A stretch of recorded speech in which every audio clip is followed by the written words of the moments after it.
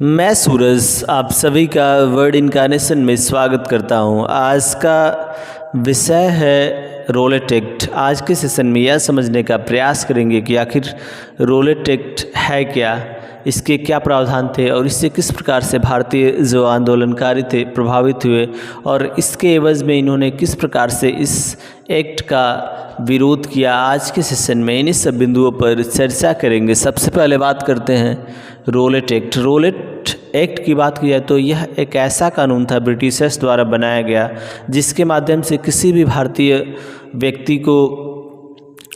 गिरफ्तार किया जा सकता था और उसको 2 सालों तक जेल में रखा जा सकता था बगैर मुकदमा चलाए हुए। और इस प्रकार के दमनकारी नियम जब 1919 में पास हुआ या बन गया तो उसके बाद से जो भी भारतीय बुद्धिजीवी वर्ग के लोग थे या क्रांतिकारी लोग थे उन्होंने इस पर विचार करना प्रारंभ किया और इसके लिए उन्होंने सामान्य जनमानस में इसके प्रति विरोध की भावना को प्रबलित करने का कार्य किया और तमाम लोगों ने इसका विरोध किया और समय समय पर इसके लिए आंदोलन होते रहे और ब्रिटिशर्स द्वारा उन आंदोलनों को दबाया भी गया, जिसमें सबसे 6 अप्रैल को देश में एक राष्ट्रव्यापी विरोध हुआ इसके प्रति। उसके बाद से बात करते हैं अमृतसर कांड। अमृतसर कांड की बात की जाए तो पंजाब के अमृतसर में 10 अप्रैल 1919 को इसका शांतिपूर्ण विरोध किया गया, मगर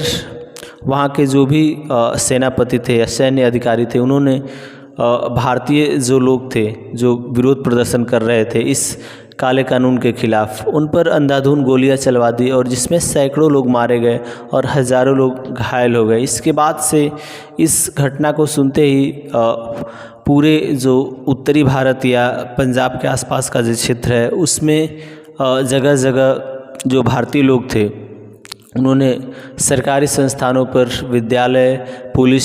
स्टेशन, रेलवेज़, इन संस्थानों पर उन्होंने आक्रमण कर दिया और इसको दबाने के लिए ब्रिटिशर्स ने सैन्य बल का उपयोग किया।